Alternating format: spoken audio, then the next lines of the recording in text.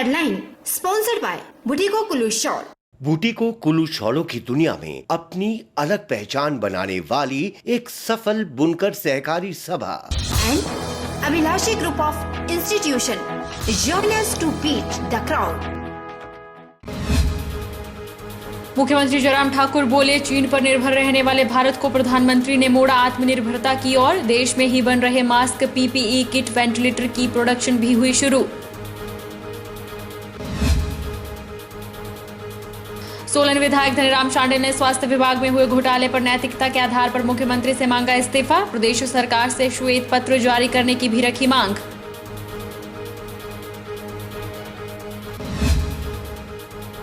बिलासपुर में गाय को विस्फोटक पदार्थ खिलाने वाले आरोपित के खिलाफ धारा 429 और धारा 11 के तहत मामला दर्ज। कोर्ट में आरोपी को 3 दिन की पुलिस रिमांड पर भेजा।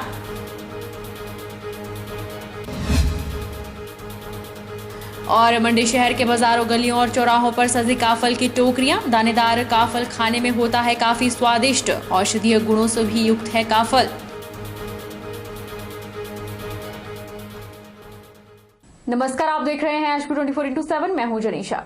मुख्यमंत्री जयराम ठाकुर ने कहा है कि चीन पर निर्भर रहने वाले भारत को प्रधानमंत्री ने आत्मनिर्भरता की ओर मोड़ दिया है। नतीजतन 2 महीने के भीतर देश में अब मास्क, पीपीई किट और N95 का भारी मात्रा में उत्पादन शुरू हो गया है। वेंटिलेटर की प्रोडक्शन भी शुरू कर रहे हैं। पहले इसके लिए चीन पर निर्भर रहना पड़ता था। उन्होंने कहा कि कोरोना काल में भारत की आर्थिकी को बहुत नुकसान पहुंचा है। ऐसा कोई वर्ग नहीं है जिसे नुकसान ना उठाना पड़ा हो। हम भी हिमाचल प्रदेश में महसूस करते थे कि भी डॉक्टर कहते थे कि पीपी किट चाहिए।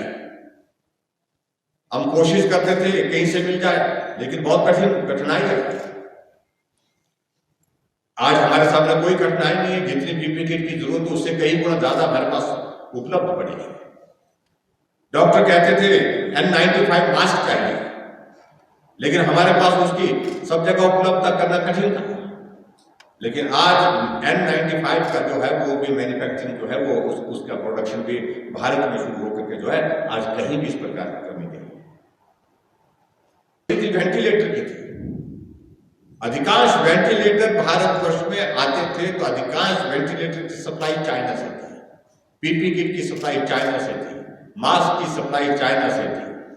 आज भारत ने अपने बलबूते खड़े होकर के मात्र 2 महीने के इस कार्यकाल में पीपी किट की मांग भारत के अंदर ही पूरी कर दी। N95 मास्क की मांग वो भी भारत के अंदर पूरी कर दी और उसके साथ वेंटिलेटर की मांग को भी पूरा करने की परिस्थिति में भारत आगे बढ़ा है। भारत में वेंटिलेटर की जो है वो का निर्माण करने की भी शुरुआत हो। और ये भी मैं कहना चाहता हूं, इस महामारी का प्रकोप आया, उस प्रकोप को देखते हुए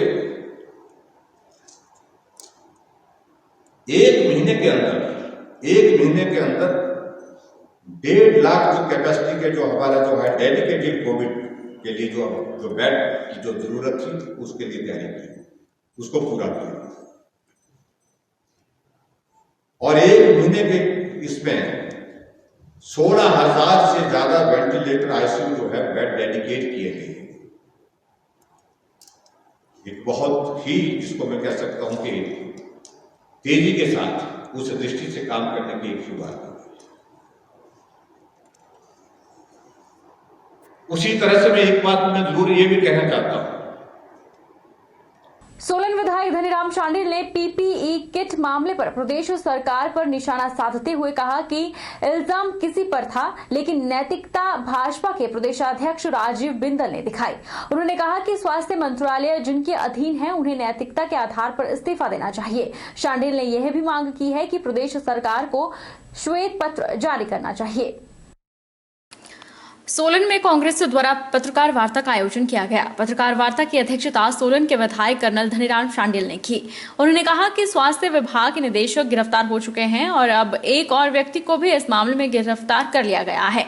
गिरफ्तारियों से देखकर ऐसा लग रहा है कि स्वास्थ्य विभाग में काफी बड़ा घोटाला हुआ है। उन्होंने कहा कि स्वास्थ्य मंत्रालय जिनके अधीन है उन्हें नैतिकता के आधार पर इस्तीफा देना चाहिए। उन्होंने यह भी मांग की है कि प्रदेश सरकार को श्वेत पत्र जारी करना चाहिए। हमारे जो CLP का ग्रुप था और हम जो राजा वीरभद्र सिंह जी के निर्देशानुसार और लीडर ऑफ ऑपोजिशन और हमारे पार्टी के जो अध्यक्ष हैं उनकी अगुवाई में हम राज्यपाल से मिले और उन्होंने कहा कि जिनके पास ये कार्यभार है उनको तो कुछ भी नहीं है, उनकी जिम्मेवारी तो पिन डाउन होनी चाहिए। ये इस्तीफा वहां पे पार्टी के अध्यक्ष डॉक्टर राजीव बिंदल का होता है, तो ये हमारी समझ से परे है। इसलिए इसमें हम लोगों ने ये मांग की थी कि ये इंक्वायरी इंडिपेंडेंट हो, बाय ए सिटिंग जज ऑफ द हाई कोर्ट हो, नंबर 1। नंबर 2, एक व्हाइट पेपर इस पे जारी किया जाए ताकि इस प्रकरण का आम जनता तक जो ठीक तरीके से सूचना जाए। दूध का दूध, पानी का पानी, न्याय तो वही होता है। यही इसलिए हमारी मांग थी कि इसमें जिनके पास ये विभाग है माननीय श्री मुख्यमंत्री जी के पास, उनको इस्तीफा देना ये नैतिकता कहलाती है और हमें अपने कर्तव्य का ज्ञान होना चाहिए, मेरा अपना मानना है। और वो कर्तव्य है अपने लोगों को सहायता पहुंचाना। लेकिन इसके विपरीत आप देखते हैं हमारे प्रदेश में क्या हुआ कि इन्हीं चीजों में जो लोगों को राहत जानी है, जो हमारी स्वास्थ्य संबंधी किट जानी है, पर्सनल प्रोटेक्शन इक्विपमेंट जाना है, उन सब में ही धांधली सामने आई। स्वास्थ्य विभाग में पेश आए घोटाले के बाद जहां कांग्रेस मुख्यमंत्री से इस्तीफा मांग रही है, वहीं अब भाजपा नेताओं ने भी कांग्रेसियों को अपने समय में घोटाले याद करने की बात की है। सांसद रामस्वरूप शर्मा ने भी स्वास्थ्य विभाग में हुई कार्रवाई को लेकर कांग्रेस पर निशाना साधा। रामस्वरूप शर्मा ने कहा कि कांग्रेसियों को कोरोना के समय कोई और मुद्दा नजर नहीं आ रहा है, तो वह मनगढ़ंत बातों को मुद्दा बनाकर पेश कर रहे हैं। कोल सिंह जी वो स्वास्थ्य मंत्री रहे हैं, उनके टाइम में एक SR लैब का बहुत बड़ा घोटाला हुआ था। करोड़ों रुपए का निजी कंपनी को फायदा पहुंचाने के लिए हॉस्पिटल स्पेस दिए गए थे।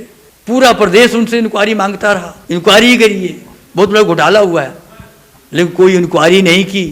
और उनके डायरेक्टर बाद में जब धूमल जी की सरकार बनी थी तो 2 डायरेक्टर उनके निलंबित हुए थे, वो नहीं कर पाए थे, लेकिन हमारी सरकार ने किए थे।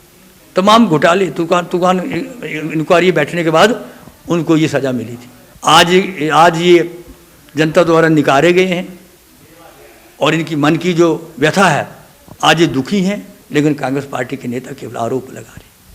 स्वास्थ्य मंत्री कोल सिंह आज मंडी में बोले, अपने कार्यकाल याद उनको बिल्कुल नहीं आई। मैं उनको याद दिलाना चाहता हूँ, ये जयराम ठाकुर जी की सरकार है, ये देश के प्रधानमंत्री नरेंद्र मोदी जी की सरकार है। छोटी सी घटना होगी तुरंत एक्शन होगा, तुरंत कार्रवाई की जाएगी, तुरंत जांच की जाएगी और दोषी को सजा दी जाएगी। और ये काम हमारे प्रांत के मुख्यमंत्री जयराम ठाकुर ने पूरा किया है। आज कांग्रेस को कोई मुद्दा नहीं मिल रहा है, केवल जनता को भड़काने के लिए, जनता को उकसाने के लिए तमाम कांग्रेसी नेता इन प्रेस वार्ता कर रहे हैं, लेकिन उनको कुछ मिलने वाला नहीं है।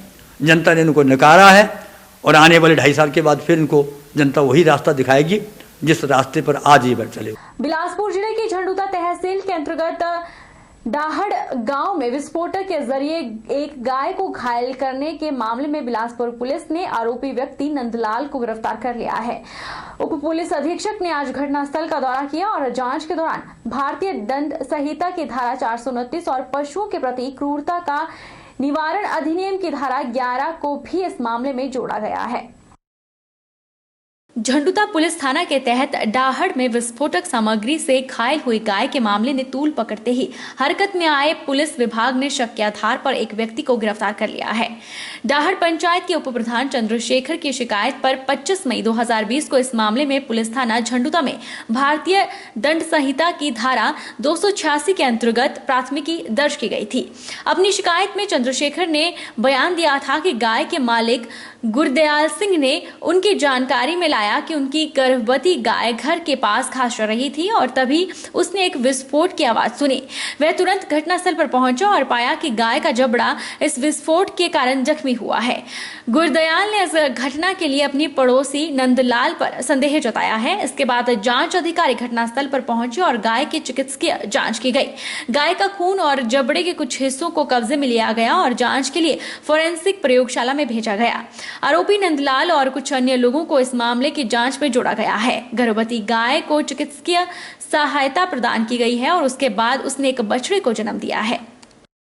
दिनांक 25 मई को गुरदयाल सिंह निवासी गांव डाग थाना जडूता उनकी एक पालतू गाय जो चरने के लिए गई थी 8:30 बजे रात के करीब जो है उसको घायल अवस्था में जो है वो उन्होंने देखा।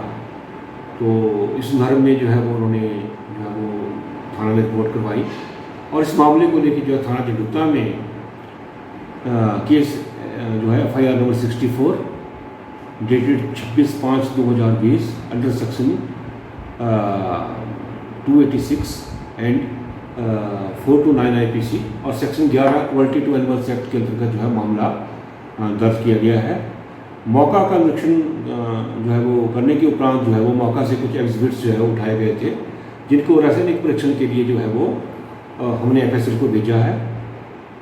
इसके अतिरिक्त जो है वो आज घटनास्थल का मैंने भी दौरा किया है और जो पीड़ित व्यक्ति है तथा और जो प्रधान वगैरह गांव के हैं उनके साथ भी मीटिंग करी है और आवश्यक निर्देश जो है इस संदर्भ में जो है वो दिए गए हैं। और इस मामले में जो जिसके ऊपर शक जाहिर किया है पीड़ित व्यक्ति गुरदयाल ने उसको हमने जो है वो आज अभी थोड़ी देर पहले जो है राउंड अप किया है। उनको अरेस्ट करके जो है वो आगामी कार्रवाई जो है वो की जा रही है। यदि इसमें जैसे भी तथ्य सामने और कोई आते हैं उसके मुताबिक जो है वो कानूनी कार्रवाई की जाएगी। आम जनता से अनुरोध है कि सोशल मीडिया में कोई ऐसा भ्रम ना फैलाएं जिससे जो है वो कोई सांप्रदायिक सद्भाव जो है उसमें फर्क पड़े, क्योंकि हम सब का सामूहिक जो है वो कर्तव्य है कि हम जो इलाके में शांति बनाए रखें। पुलिस जो है वो पूरी तत्परता से है इस मामले में जो है वो जांच कर रही है। वहीं गाय मालिक की शिकायत पर पड़ोसी व्यक्ति नंदलाल को जहां 6 जून की शाम पुलिस ने गिरफ्तार कर लिया था, वहीं उसे आज बिलासपुर जिला न्यायालय की सिविल जज निकिता ताहिम के समक्ष पेश किया गया, जहां उसे 3 दिन की पुलिस रिमांड पर भेज गया है। डीएसपी संजय शर्मा ने बताया कि सख्ती के साथ पूछताछ की जाएगी ताकि मामले से संबंधित सभी तथ्य सामने आ सके और इस मामले में और भी लोग दोषी पाए जाएंगे तो उनके खिलाफ कार्रवाई अमल में लाई जाएगी। थाना जडूता के अंतर्गत जो है वो गाय को घायल करने के मामले में जो FIR पहले अंडर सेक्शन जो है वो 286 429 IPC और सेक्शन 11 जो है वो क्वालिटी टू एनिमल्स एक्ट में दर्ज हुई थी। उसमें ड्यूरिंग इन्वेस्टिगेशन जो है वो धारा 3 एक्सप्लोसिव सब्सटेंसेस एक्ट भी जो है वो ऐड करी गई है और अभियुक्त को जो है वो पिछले कल 6 जून को जो है वो अरेस्ट कर लिया गया है, जिसे जो है वो आज जो है वो न्यायालय में पेश किया गया। तो न्यायालय ने अभियुक्त का जो है पुलिस रिमांड जो है वो 3 दिन का दिनांक 9 जून तक जो है वो पुलिस को दे दिया है। रिमांड की अवधि में जो है वो अभियुक्त से जो है वो पुलिस कड़ी पूछताछ करेगी और सारे तथ्यों को और इसमें क्या फैक्ट्स हैं उनको सामने लाया जाएगा कि उसका क्या प्रयोजन था अभियुक्त का और इसमें कोई और किसी की संलिप्त है तो उसको भी हम देखेंगे। तो आम जनता से ये आग्रह है कि सोशल मीडिया में जो है वो किसी भड़कावे में ना आए, क्योंकि कई तरह की पोस्ट जो है वो कई डालते हैं जिसमें धार्मिक भावनाएं जो है वो उनको जो है वो उछाला जाता है और अपना जो है वो यहाँ सांप्रदायिक सद्भाव बनाए रखें। रुकेंगे छोटे से ब्रेक के लिए, ब्रेक के उस पार फौरन लौटेंगे, आप बने रहिए हमारे साथ।